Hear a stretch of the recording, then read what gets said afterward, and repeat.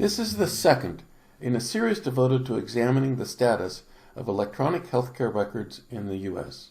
First, why the U.S. needs to reinvent electronic healthcare records. As of July 2018, the government website lists 2,904 versions of certified EHRs, each with its own user interface, unique workflow, idiosyncratic data structure, and proprietary programming environment. For the end user, this is a nightmare of inconsistency. Trying to integrate these into a cohesive whole is a fool's errand. This Tower of Babel cannot stand. Clinical satisfaction surveys are uniformly negative. This is not the same as an overall satisfaction rating. From a business perspective, non-clinical CFOs and CIOs uniformly give positive reviews.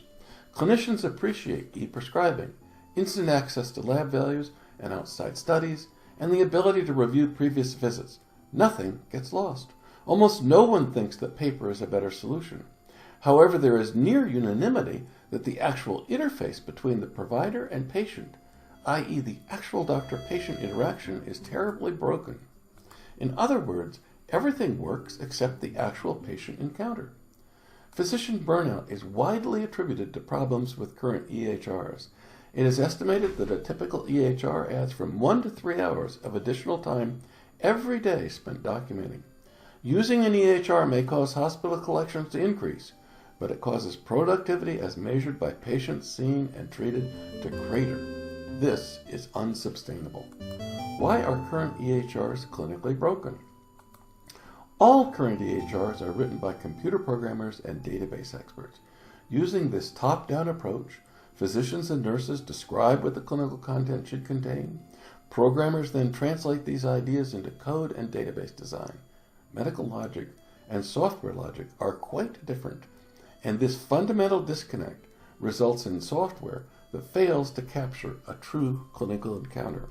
It is safe to say that software programmers make for lousy doctors, and doctors make for lousy programmers. This disconnect between domain expert and actual programmer is the Achilles heel of all current EHRs. Let's examine Photoshop. Imagine if an artist had to draw a picture and then give it to a software programmer. The shading, palette, and a host of artistic attributes would only be approximated. The artist would need to submit and resubmit and never get exactly what their vision entailed. Photoshop removes the programmer and puts all of the development into the hands of the artists. In programming, domain expertise will always win in the end. Closed-shop proprietary medical software will ultimately fail.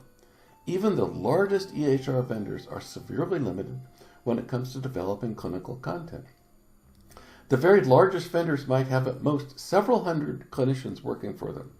The vast majority of these clinicians are responsible for support and training, and only a small percentage actually develop new content. Look at what happened when Apple challenged BlackBerry with Apple iOS and the App Store.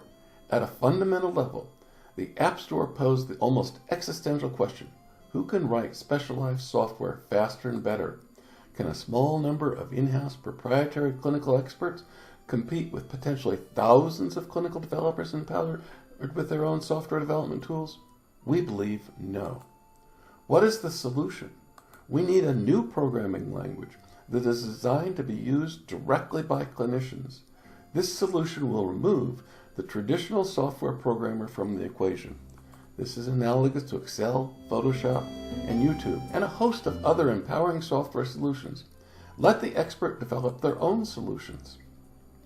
This new clinical programming language can potentially solve the problem of weak clinical content by opening up development to potentially thousands of clinical users. The solution already exists. The Codonics Medical Editor can become the language of medicine. It is cloud-based and able to support thousands of concurrent developers. Content can be trolled by the developer while they reap the benefits of our huge existing medical knowledge base, with over 100,000 hours of clinical content development. What if doctors and nurses could write their own EH software? What if the only requirement for becoming a developer was fluency in English or any other language and true clinical expertise? What if hundreds of medical widgets and thousands of templates could be modified as easily as making a PowerPoint presentation? What if software-naive clinical providers could become proficient with this development tool in a couple of days? What if there were thousands of medical content developers distributing medical software through an app-like store? What if this custom content could be distributed as easily as a YouTube video? What if new content was constantly being updated like Wikipedia? What if these tools were already certified by HHS? What if this software were already used by thousands of clinicians? What if there was no competing product? What if this product was developed over the last 20 years and already exists? It does. It's the Codonics editor. Who would use this software?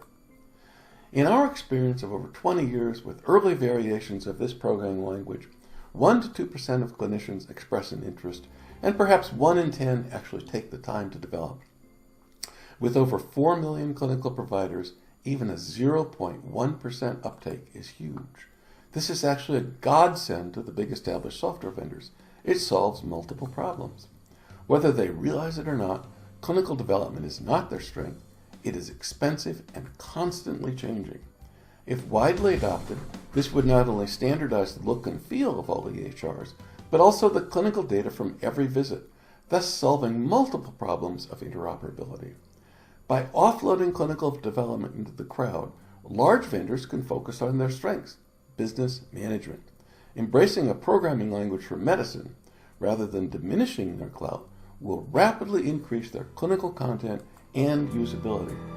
Clinical data from these templates is stored in an open database, and with simple APIs could be imported into the backend of virtually any EHR. It would not require the illumination of any existing workflow, but could be a seamless alternative for users of any system that needed enhanced clinical content. It should be viewed as a general-purpose plugin.